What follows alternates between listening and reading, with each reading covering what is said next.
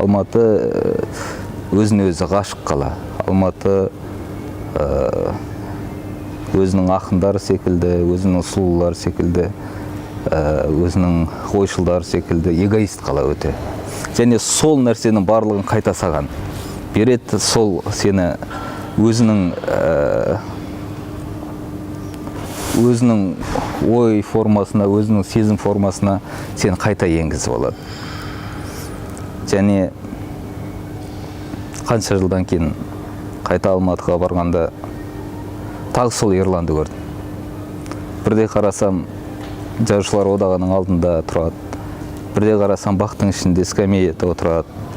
Бірде қарасам жігіттермен дабырласып сөйлесіп тұрады. Бірде қарасам басқа бір жерде тұрады. Бірде қарасам Алатауға қарап ойланып тұрады.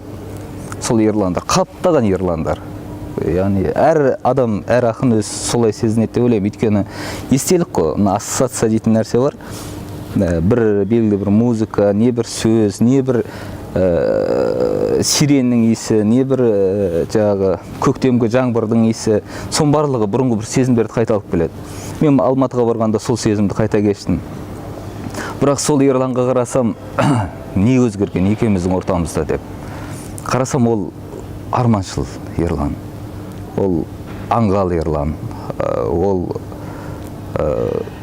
ештеңеден тайсалмайтын, ештеңеден тайынбайтын, кәдімгі жоғалтар ештеңем жоқ дейтін ерлан, өлеңнен басқа ештеңем жоқ дейтін ерлан. Ол бойдақ ерлан, ол қаңғыбас ерлан, былайша айтқанда.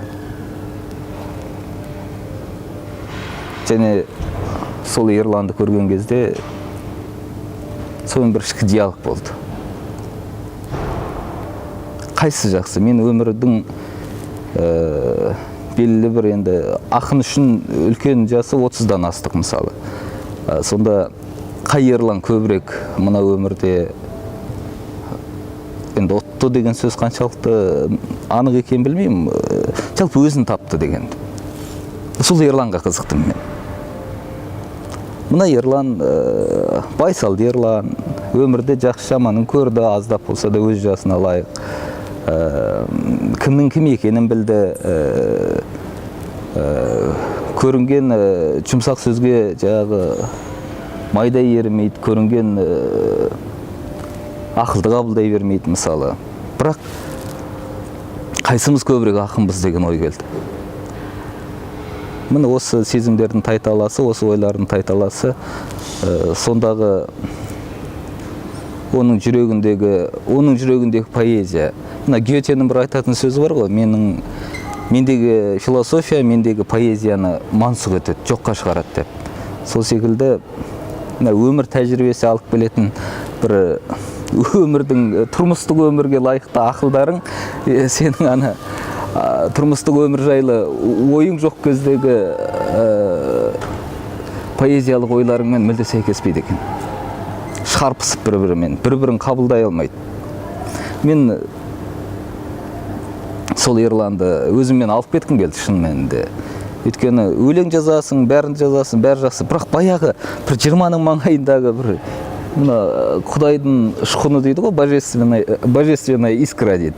Сол нәрсені анаң бойынан көресің де қызғанасың кәдімгідей. Неге ол менде, ол қайда қалып кетті ол?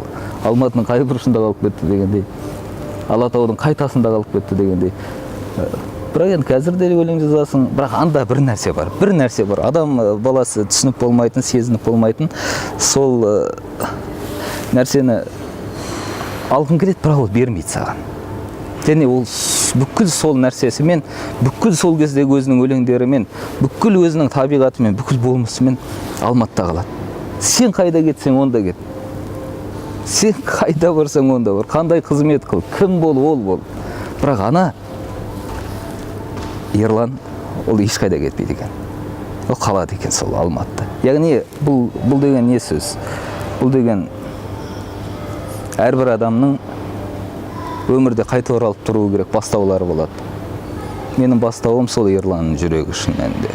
Мен кейде қарайып бара жатсам, кейде тым салқынқанды болып бара жатсам, кейде тым басқа бір адамға айналып бара жатсам, мен сол ерланға қайта оралам. сол ерланды ол Алматының көшесінен іздейсің, оны ескі кітаптардың ертеректе жазылған кітаптарының беттерінен іздейсің, әр жолдың астарынан іздейсің, әр сол кездегі достардың көзқарасынан іздейсің деген сияқты ғой. Сондықтан және сол нәрсенің бәріне сенгіш аңғалдық Алматыдағы жас буын, жаңа өсіп келе жатқан жас өскіннің бойында тура сол тұр. Сөйтсем, бұл мен ғана кешкен сезім емес, бұл бүкіл біздің ағаларымыз кешкен сезім. Бұл бүкіл біздің жаңағы өмірдің өткен классиктеріміз кешкен сезім. Бұл біздің кешкен сезім. Бізден кейін де өмірге келетін, өлеңге келетін жастардың кешетін сезімі екен деп ойладым енді. Өлеңіңіз былай белгілі, мысалы былай қарасаңыз, Алматының